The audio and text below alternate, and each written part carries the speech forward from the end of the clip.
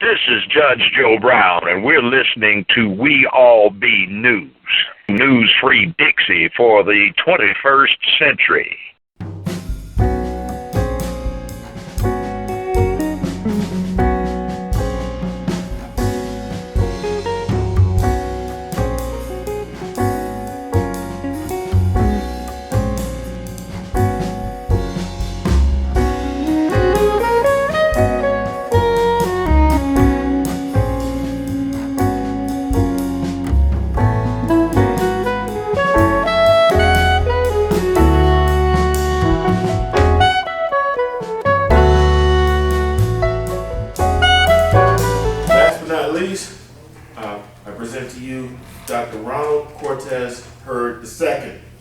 He is the president of w.e.b Group Incorporated. The title of his paper is Saving Black Lives Through Rhythm. Was his business Jimmie Lunceford's mission? I'd like to welcome Dr. Hurd.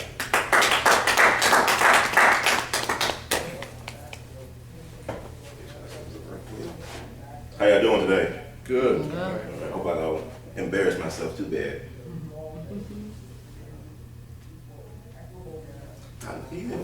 Oh, you took it off. Okay. Cut to my time, I know. Is there someone missing on this panel? Yeah. First person's missing. That's kind of good. Yeah. Welcome everybody. In the words of Great Gelton, we love you madly. And this is my presentation, because saving black lives through rhythm was his business. James Melvin Lunceford, the true ensemble, the greatest of them all when it comes to swing band leaders. He was the gentleman. He was the trendsetter. He was the innovator. He put the show in Showtime before the Lakers, before anybody. He had the flash, he had the dash, he had the discipline. And the reason why I had to do this is simply for the fact that back in his time, during the 30s and 40s, everybody, black and white, all the great band leaders, wanted to be Jimmie Lunceford. To quote Glenn Miller, who was known as the white Jimmie Lunceford, to paraphrase what he said,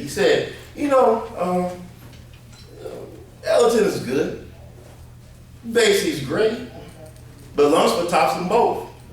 And what made Jimmie Lunceford so unique, he was a master teacher. And his background is like so extraordinary. Because a lot of times you look at black history, well, white folks got to make up in Hollywood, we live it for real. Well, they got to create the mythology, we lived it for real. Lone Ranger was based on Bass Reeves. Who is that? Look him up. Take a look. There's another book. Okay. We're going to see him tomorrow. So, I'm about James Melvin Lunceford. Jimmie Lunceford appeared June 6, 1902. Born in Fulton, Mississippi. He was raised in Denver, Colorado. Sky high, like the brother said, A.L.L. He was taught, he was a musical prodigy. And not only that, he was very gifted in sports. He was a Golden Gloves boxer, a track star, a basketball and football player. But his love was music. He thought he could save and transform black lives through the teaching and the practice of music and music education. One of his teachers was the music superintendent of Denver City Schools, known as Wilberforce Whiteman, and he was a white man. His son was Paul Whiteman, the quote-unquote king of jazz, right? So who was Jimmie Lunceford's musical superintendent? Wilberforce Whiteman. So with that, he went back down south. He was raised up south, and went back down south. He went to Fisk University. He's a proud Fisk man. And he used to do concerts and concerts and dances around the Nashville area. And while he was at Fisk, he studied sociology. Because like I said, he thought his mission in life was to transform, save, and empower black folks through music. And this is back in the 1920s. This is the time of the Harlem Renaissance. And you had Garveyism. It was still fresh on the scene. And so while he was at Fisk University, I can't make this stuff up, y'all. No. This is like I told you, this is better because it's real. It's factual, actual. He met Yolanda Du Bois, the daughter of w.e.b, Du Bois, or Du Bois, whatever you want to call it, okay? So he fell in love. They both fell in love with each other. But unfortunately, Father Du Bois did not approve, even though he was a Fisk man himself. He looked down on Mr. Lunceford because he was a secular musician. Now what Dr. Du Bois did do, he arranged the wedding of the decade of Black America. He made sure that his daughter married County Cullen, the poet laureate of the Harlem Renaissance. But what we don't understand is, like, okay, we look at love and hip hop, LA and all this stuff. He was in love with his best man.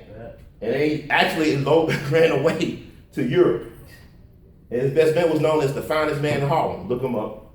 So they go, it's all online. Okay. You don't have to go in the book no more.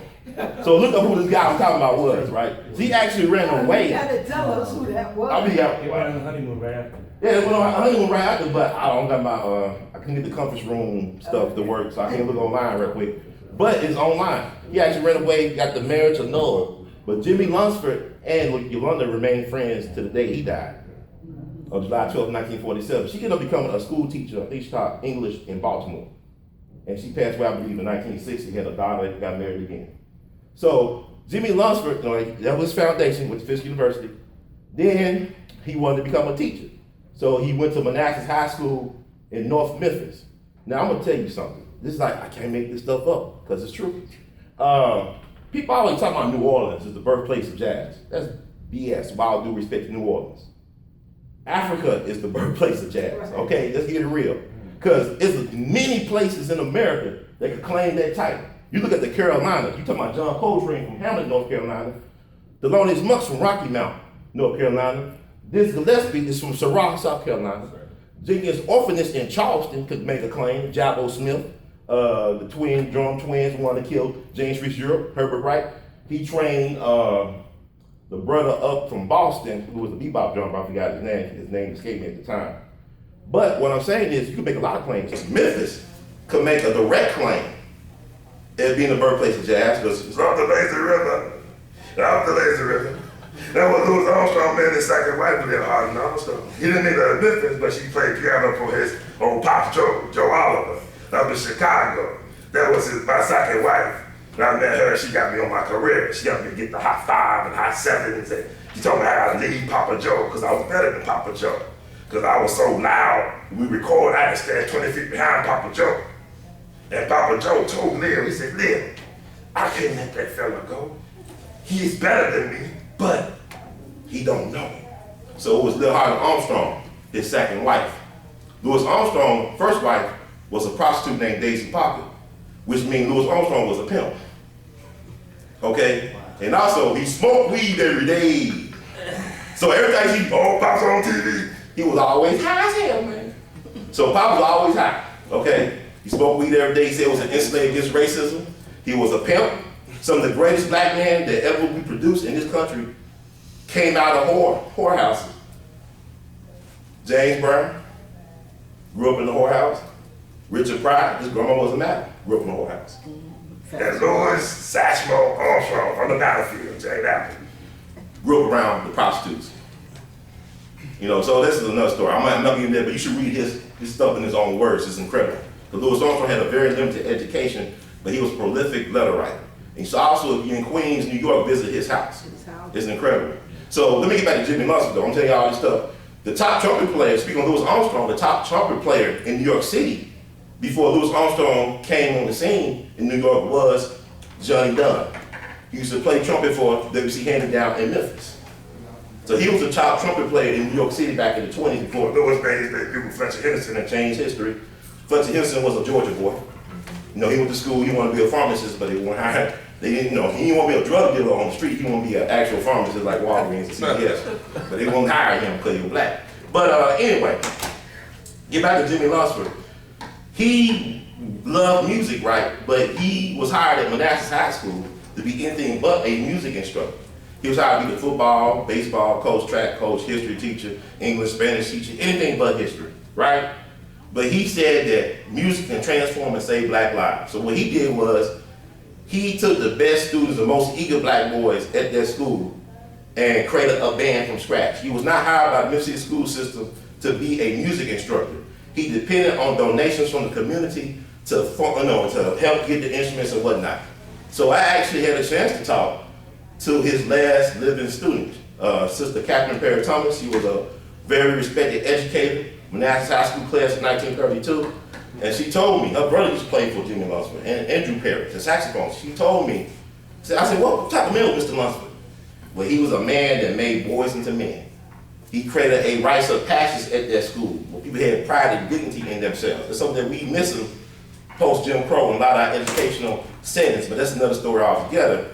But with Jimmie Lunceford, he probably had the first jazz studies class in the world in a school setting. Now, I did had an old Victrola, listen to Louis Armstrong, Joe Roe Morton, and all the blues greats, Bessie Smith, and they would actually have conversations to break down what they heard. So that's what he was doing. This is back in the 20s. He didn't get permission from the school system. And by the way, speaking of birthplace of jazz and all that stuff, and all that jazz, Jimmie Lunceford was the childhood hero of people like Horace Silver, of people like Quincy Jones. When Miles Davis was in East St. Louis growing up, he would constantly listen to Jimmie Lunceford on the radio. He would rush home to listen to Jimmie Lunceford. And then he wrote in his autobiography, thank God, Lord, is that up, Buck? Okay. He wrote that a lot of his sidemen back in the early 60s were coming out of Memphis, out of this one high school. People like George Coleman, people like Hank Strozier, people like Booker Love, people like Charles Lloyd, people like Hank Crawford, who was Ray Charles' band director, people like that. And he was saying, what was he doing at this one school in North Memphis to produce all this talent? And the teacher at that time, during the 50s, was Matthew Garrett at Manassas High School. He is the father of Dee Dee Bridgewater. She was born in Memphis. And also from that neighborhood in New Chicago came Arthur Lee, who father played cornet for Jimmie Lunceford. Arthur Lee created a band called Love. So this is all from that one high school. And now, by the way, Richard Wright also spent some of his childhood in New Chicago, in that area. So that is one neighborhood, okay? And we ain't talking about the totality of Memphis, we're talking about Soulsville. Aretha Franklin was born near Stacks. Johnny H., the first rock and roll star, was born or raised in that neighborhood as well. And also Jimi Hendrix's best friend, Larry Lee, lived just a block away from Stacks. He died in 2007. Before he went over to Vietnam, he gave Jimi Hendrix's winter coat. And Jimi Hendrix was spent in New York, 6 weeks homeless before he went to England. All he had to keep him warm while he was sleeping in the alley was that winter coat. So when Larry Lee came back from Vietnam, he had a metal plate in his head, and Jimi Hendrix called him on the phone and said, hey man, you want to play this place called Woodstock? The rest is history. But they met in Nashville. So there's a lot of things to Memphis. I'm not even telling you everything about Memphis. But I'm saying when people make claims like New Orleans or this and that, I said the birthplace of everything is Africa. Everything. Everything comes out the motherland. So Jimmie Lunceford took the best and brightest students from Manassas that became a band called the Chickasaw Syncopators. They would play on the radio, play local dances, things of that nature. Then in 1930, he made the big move. Because it's like this could be a movie like The Great Debater starring Denzel Washington, something like stuff like that we need to know about as a people. Like I said, he didn't get permission from the school system to do this. He just knew this was his mission in this life to do this thing. So in 1930, he leaves Manassas High School with his best students, right? And also his buddies from Fisk. Willie Smith, Edwin Wilcox, the piano player, and all of them, and they started a professional band. Now he was struggling for a little bit, but in 1934, he became the house band for the Cotton Club. And also, for 10 years, for a whole decade, he was the #1 entertainment act at the Apollo Theater. And he was the #1 dance band of choice for African Americans in this country. They called him the Harlem Express. This guy, he was the king of the battle of the bands, who constantly beat people like Duke Ellington, Count Basie, and these dances like at the Savoy and things like that. All the white band leaders like Jimmy Dorsey wanted to be him. Matter of fact, Jimmy Dorsey hired his arranger, Cy Oliver, and started paying Cy Oliver $5,000 a year because he wanted to sound like Jimmie Lunceford. Because we always had the secret recipe. It wasn't a kernel. We always had the secret recipe. Okay, so Glenn Miller wanted to be Lunceford bad. He was known as the white Jimmie Lunceford, and Jimmie Lunceford was known as the black Glenn Miller. But what Jimmie Lunceford did, I see he brought show to Showtime. He was the first band to wear tailor-made suits. Matter of fact, there's a claim that the zoot suit was invented on Bill Street in Memphis. And then Jimmie Lunceford, the tailor, designed the zoo suits for Jimmie Lunceford and his band. And they was known as the trained seals because they were so disciplined. Because his trumpet section would throw their trumpets in the air at the same time in unison and catch the trumpets and play where they left off at. They would be doing choreography, dancing, telling jokes, and singing.